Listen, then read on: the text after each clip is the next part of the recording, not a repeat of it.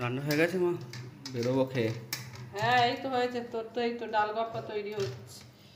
দেখ না সকাল থেকে এত তাড়া, 3বার চা হবে, তারপরে তোর ভাইয়ের ছাতুর জল গরম হবে, ভাত হবে, তোর একটা টিফিনের তরকারি, আবার তোর ভাত মাখিয়ে দিতে হবে।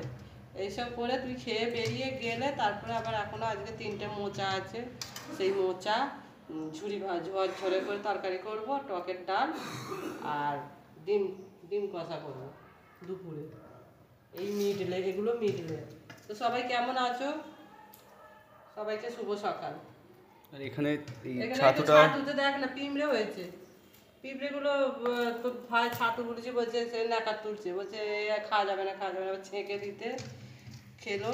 আবার ওগুলো ভাবছি যে আটা চালনা দিয়ে চেলে দেবো, চেলে ভালো করে রাখতে হবে। সিঁড়ি গরম এই পর্দাকালে সবেতেই পিঁমড়ে হয়। তোকে আজকে ডিম দিইনি, কালকে দুপুরে ডিম খেয়েছিস, রাত্রে ডিম খেয়েছিস, সন্ধেবেলা ইলিশ মাছ খেয়েছিস। একটু লিভারটাকে ঠান্ডা দে। ঠিক আছে, টিফিন রেডি।